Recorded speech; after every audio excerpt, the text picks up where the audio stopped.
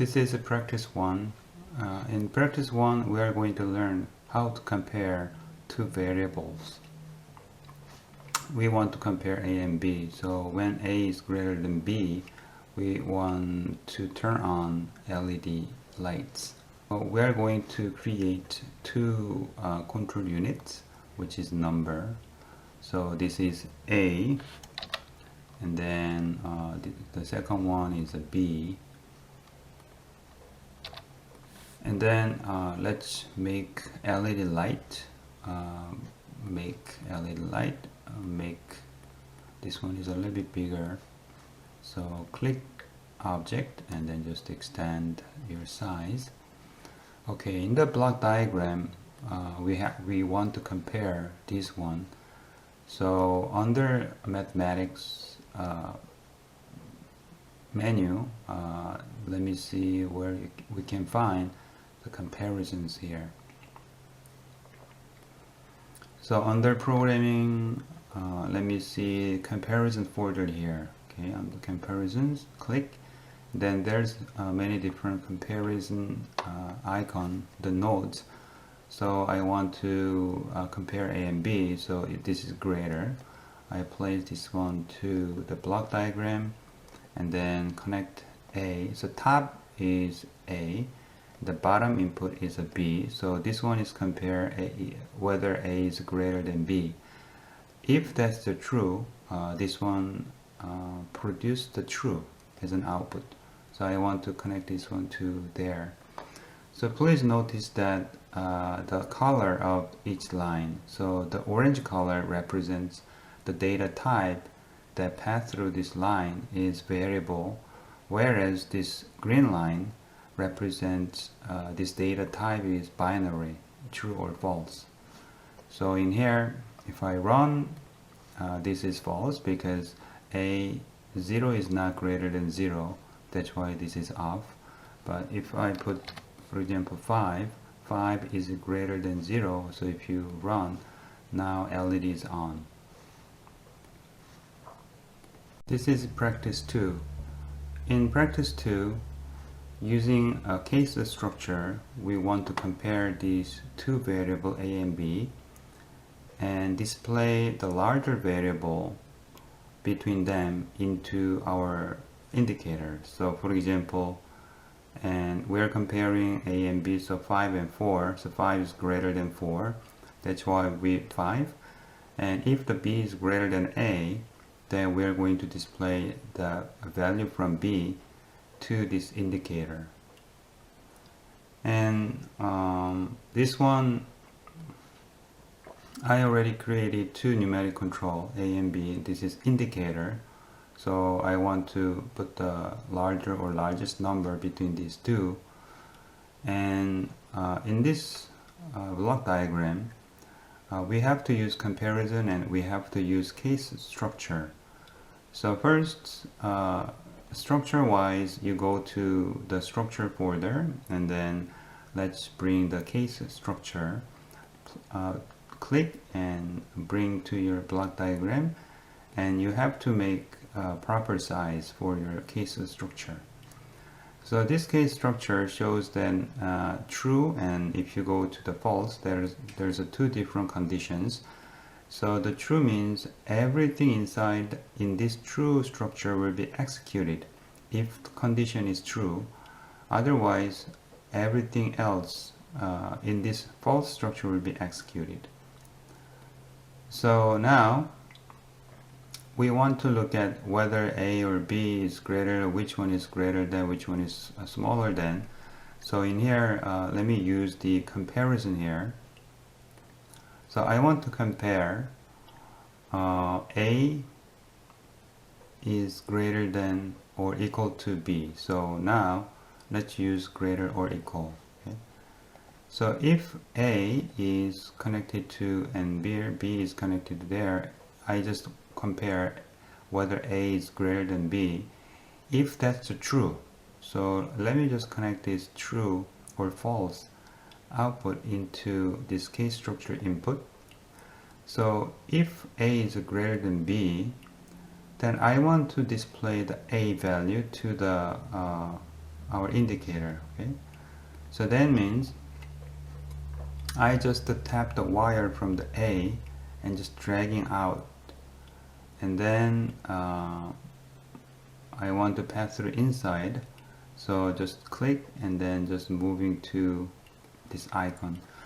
So right now, very interestingly, if you just make a one line crossing this kind of structure, and outside the toner becomes hollow toner, which means this is hollow, but input is solid toner, right? So hollow means this one expect you to connect for false structure, because this structure share the true and false conditions. So if you make one line passing through it, you have to deal with what you want going to do with the first condition, right? So right now we just compare A and B. So A is greater than or equal to B. I want to passing the A value through this line to this indicator. That's under true conditions. If the false, then B is greater than A. That's the false case. In that case, I want to passing the B variable into that indicator, right? So in a case, you can either transfer the A value to the indicator or false. So depending on the true and false, you can choose whatever you want. Okay, so let me run this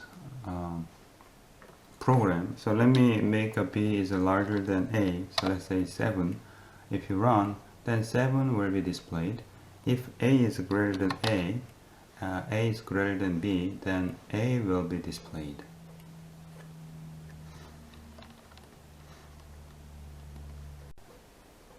Practice 3 is pretty similar to practice 2 in terms of the use of a case structure. In here, we just display a button. Depending on the user turn on, turn off the switch, the status of the button will be displayed on the string indicator. And this stop button is to make the whole program is keep running using the while loop.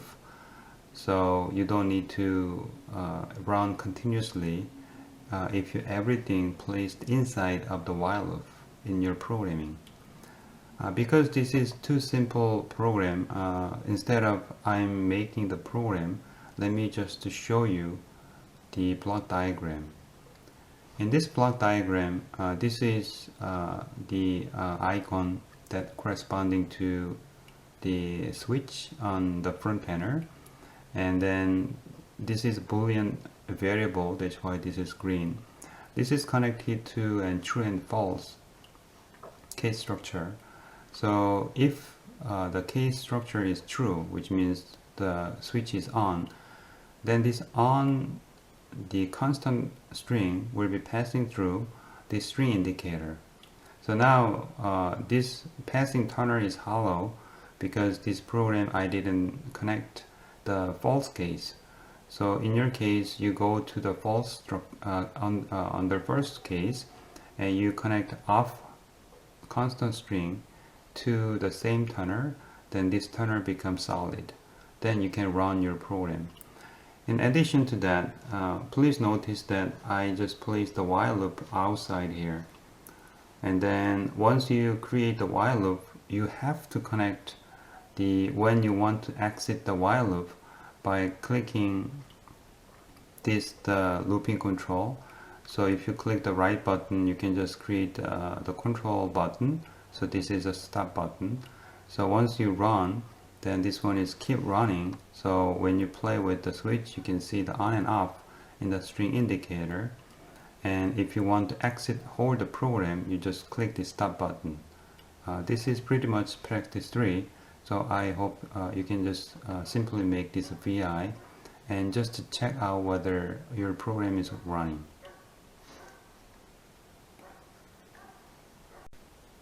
This is practice 4. You can just simply make this one, but in practice 4, we are going to learn how to use the node. Okay, so now we need one control which is x. Okay, this is x, and then we need one numeric output. This is y. Okay?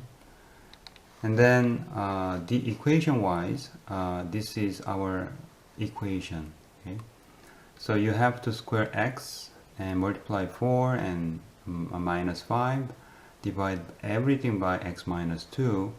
So in the one of the disadvantages of graphical computer programming is that even with the simple arithmetic operations, you have to use a lot of nodes. So that's a little bit takes time and some tedious work. So that's why the LabVIEW provide us with a case called the node. So let me show you what that is. So if you go to the block diagram, you have to go to the case here, and then you see that formula node here. Okay. So instead of using the graphical node, I want to just type down all the equations, just like a MATLAB or any other programming language. So in here, you can just bring this formula node onto your block diagram, and then just just make a proper size in it. So what I want to do is that I want to put all the formula inside this formula node. Okay. So in order to do that, I have to get the x value into this formula node. So move your mouse cursor and hover on your mouse on the left edge of the node and click the right button. And if you click the right button, you see the add input. Okay, so click this one, and then you can just put any variable. It doesn't need to be the same as the output x, but let me just use the same x. Then you can connect this one to this input. So from now on, everything you write down the x here is referring to the output x here. And then move your mouse cursor to the right edge of your formula node and right click and click add outputs. So this is my y. So all the y written inside this formula node is referring to this output y if you connect this one to the output y. Okay? After that, our formula is pretty simple. Our formula is just this equation. So I will just write down this one into your formula node. So y is equal to 4 times x squared. So in the x squared in here, the syntax of x squared in the formula node is x 2 p and squared. This is x squared. Okay, and I have to subtract the 5. Okay, this is the top part, and then this whole top part should be inside of parentheses and divide by x minus 2 and parentheses. So the first term will be divided by the second term, and just like a C language, at the end of sentence you have to push the semicolon. Okay, so this is it. So it's pretty simple. So y is equal to 4 times x squared minus 5 divided by x minus 2, and output is y. So that y is going to your y. So x is 2, then click, then your y is infinity. Because x minus 2 is our denominator, so when x is 2, then this one becomes like an infinity number. If x is 2, display a warning message and force to exit the program. So right now, first let me place everything inside a while loop. So I go to the structure again, and then click the while loop, and then try to make everything inside of my while loop like that. So right now what I want to do is that if this x is 2, so that's not calculable, then I want to force to exit this program, which means I need to compare the y value. So if the y value is the same as infinity, so in that case I have to compare my y output and infinity number. So if you go to the programming and number, and then you can find this infinity number, positive infinity or negative infinity. So let's try to bring the infinity number inside to your block diagram. Now let's compare the y and infinity. So go to the comparison folder, and if your y, okay, is equal to the infinity, okay, then this is true. In that case, if this is true, I want to exit this while loop. Okay, so you can connect this one to here, because in this while loop the condition is stop if true. That's why if this condition is met, then this while loop will be exit. Then let's try to put a different number, for example, and then run. When I run, this program is going to keep continuously, because this is everything is inside a while loop. So if I change the number, I can see the different outputs. Okay? Then when I just change my x is 2, then because the y is infinity, and it becomes true because this is compared to the infinity number. That's why this condition is met, and exit, this one is while loop is kind of exit. Then how we add the warning message.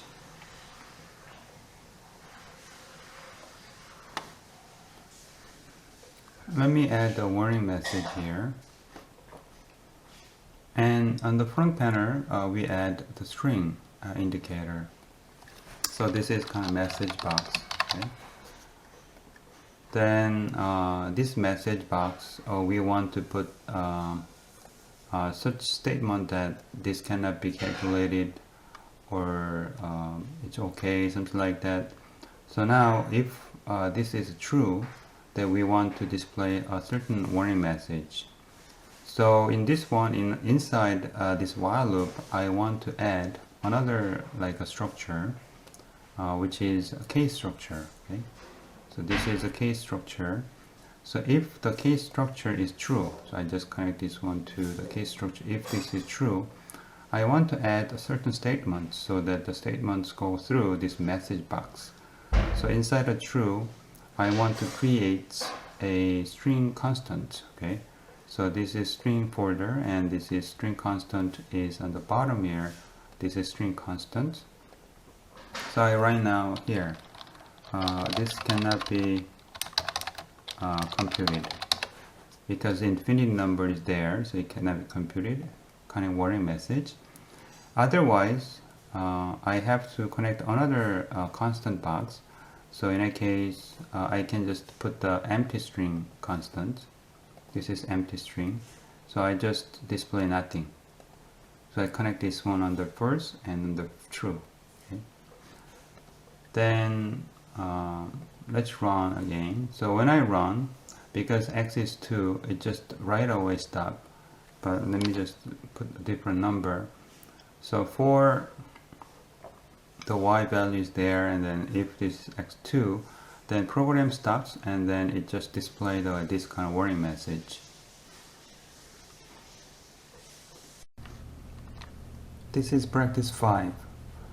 Using a formula node, we create a VI that requires 3 variables, and if this condition is met, then we can turn on the LED. We can simply implement this program using comparison node. However, for the purpose of learning the formula node, we try to make a program which is a VI that use formula node. First, let's create 3 numeric control: A and B C. I just copy the numeric control and change the variable name. And everything is kind of squared. So now you think about how we square everything using arithmetic node. But let's use the formula node, okay? So go back to your program and a structure, and there's a formula node here. So you can drag and this one to here, like that. And then I want to make a logic using the formula inside this formula node. So I have to take these three variables into the formula node. So I move my mouse cursor to the left edge of the square and click the right button and add input. So I call this is A variable and add another input. I just call this B, and then another input I call this is C. And then I just connect my input to the formula inputs. Okay.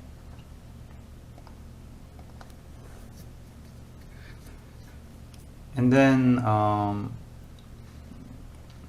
the front panel, I want to create the LED indicator as we made it before. And then so that's why in here, if this condition here, a square plus b square is equal to c square, I want to make this LED lit. So in here, my logic is that inside the formula we can create another variable such as a z, and depending on the condition we can apply or assign a different variable to the z. So if, for example, if the z is 1, then that represents the condition is met, and if the z value is 0, then condition is not met. So I'm going to show you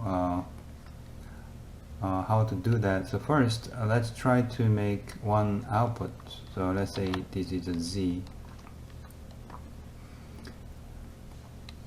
and in the formula node right now we want to square a and b squared, and then I want to add them. So let's say capital A is equal to a square and plus a b square, okay, and then semicolon, and I call capital B, so this is a c squared to c squared, okay. Then if a is equal to b, this is condition, right? If a squared plus b squared is equal to c, then just like a C program, we want to make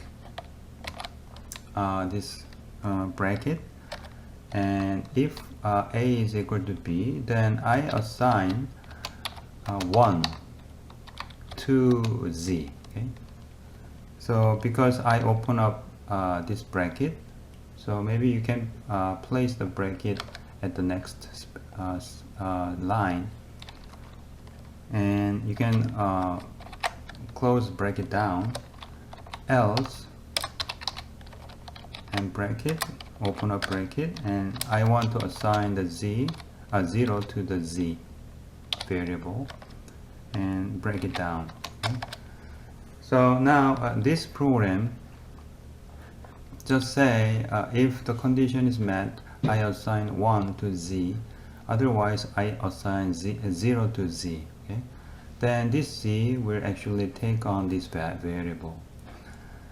And then in here, so that's why in the z here we want to just looking at the z. So if the z is 1 or 0, I want to make these LEDs on and off.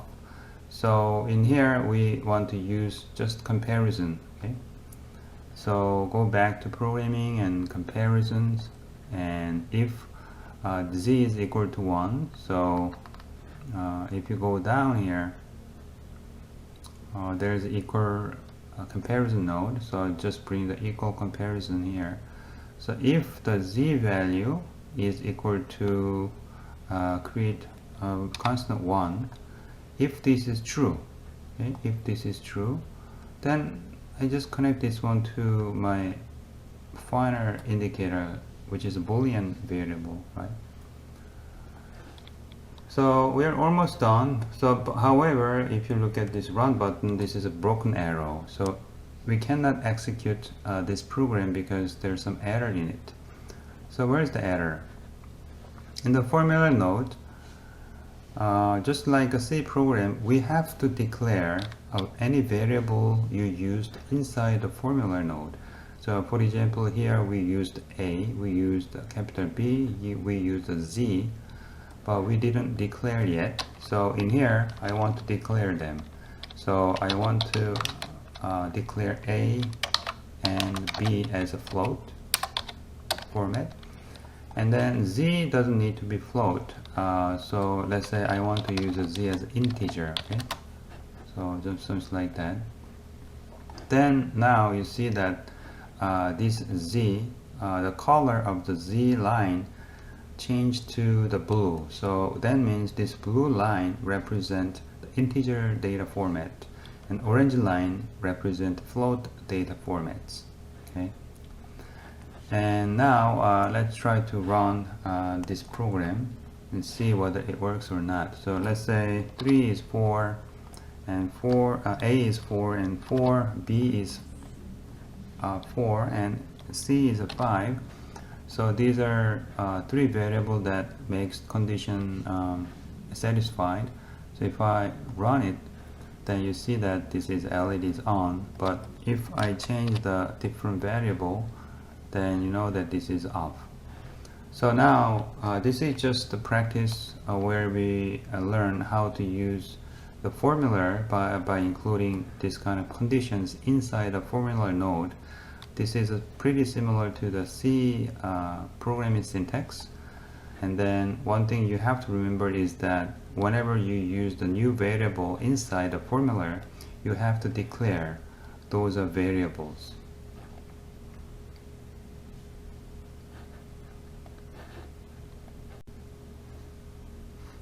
This is assignments. In this assignments, we create a VI that computes this temperature in Kelvin depending on this register value RT, and these are equations use the natural log and cubic and the power of fifth, and these A, B, C, D, these are all coefficients, and coefficients are all constant value is shown in here. And in this assignment, I required students to make two different VI using a different way. So using two different ways, it takes one is standard way, and second is the formula node, using the formula node. So in this video, I'm going to show you how to implement this one using the formula node. But for our first way to do this one, let me just show you the template of the block diagram. So the template block diagram looks like this one. In this BI, we want to compute this T value depending on the input value of R. So this is actually control, the numeric control. This is RT value, so we can input the value from the users, and these are all like just mathematically computations, and this is log, natural log, okay, natural log RT. So in order to compute this one, you have to use this natural log function here, okay. So if you go to the mathematic tool and it goes to under a folder, you can find the exponential function natural log, or if you go to the search using this function palette and then just type ln, you can find this where this function is. Then you can bring these functions into your block diagram, okay. And then let me start using this one. So right now, this one, if you just compute this natural log, this line has ln rt, then this is addition, right? This is multiplication, and then you multiply the results of log functions with b. So basically you just this is a b constant variable, so if you multiply that, this line becomes b times natural log rt, right? And then that's your second term of your equations. So this one is added to a, so actually this is a, right? That's why this is added, this is plus. And then the next one is your third term. So this is natural log rt, so this is natural log and rt, and then this one is cubic, so I think this is the power of x. So in order to implement the cubic functions, so you can find this power of x functions in here. So this is the power of x function, x to the power of y, so you can just assign the 3 because this is a cubic power. So the output of your logarithmic functions goes to input of power of x. So this line is ln rt and cubic, right?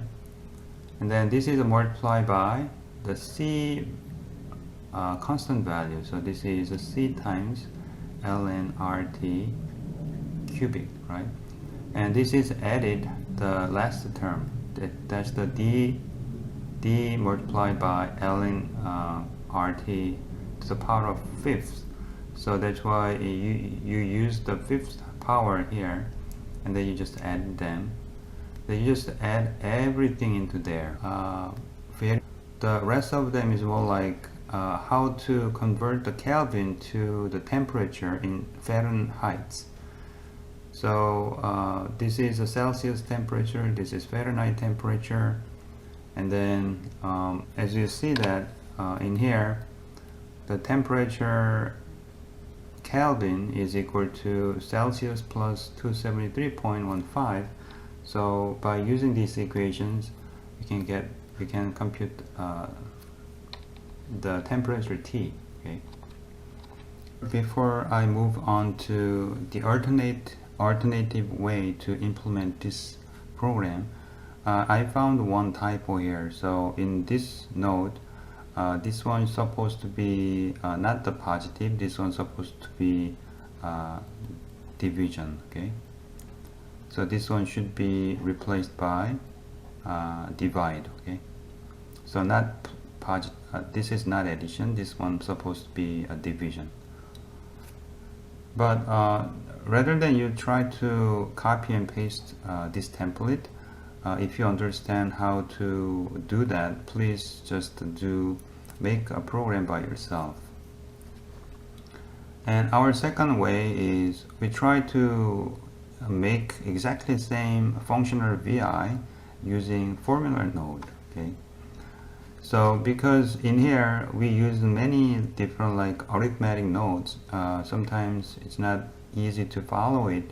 So that's why we used alternative way, which is using the formula node.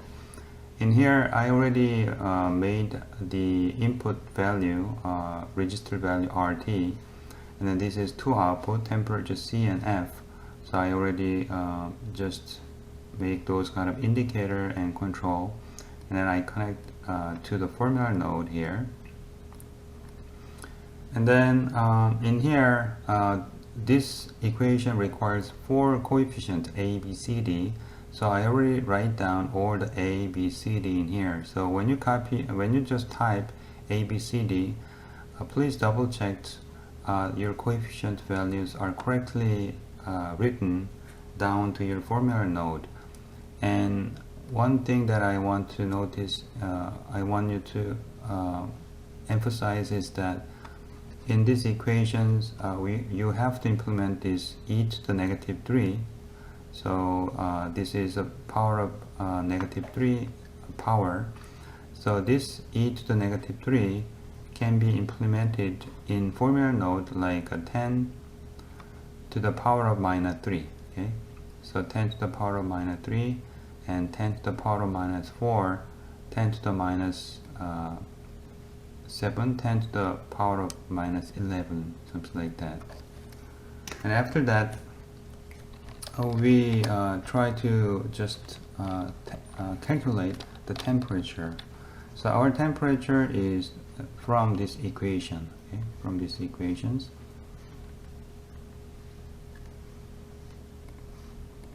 So our temperature, so right now let me just use temperature is equal to, I just follow the equations, A plus and B times and natural log RT, okay, plus C times natural log RT, and this one should be cubic, so that's why 2 asterisk 3, and plus D times natural log RT, and this one should be to the power of 5th, okay, and semicolon. And this actually is not exactly temperature, but this is on the right side parts. So in order to do that, I have to get the reciprocal value for this time t, the temperature T. So in here,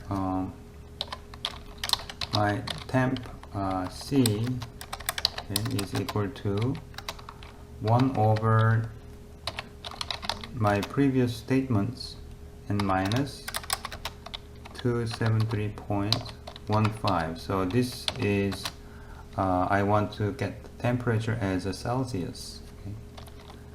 And then in order to get the temperature as Fahrenheit, then I just used conversion equation 9 to the 5th and multiply by temperature Celsius, okay, and plus 32. This is just conversion from Celsius to the Fahrenheit. So I think this is pretty much done. So in this example, I put the 500. So let me put the 500 in this program and see what would be the temperature corresponding to the 500 ohm. So 110 and 231. So in this example, please double check whether your first VI and second VI produce the same temperature value. So compare your first VI, first standard way to compute the temperature, and this is a second way. So that's what we just did. That's the second way. So please double check all the temperature values are correct from your 2 different ways. And after that, we are going to use these templates for one of the lab sessions. So before you just close all the LabVIEW program, try to save it, okay? File and save your VI. So if you just click the save, then you can just save your VI as with any file name. So you can just write down any file name and then save it as a VI. So then next time when you come to the labs where we use this same template, please bring the VI so that we can easily pull out the VI into your lab session work.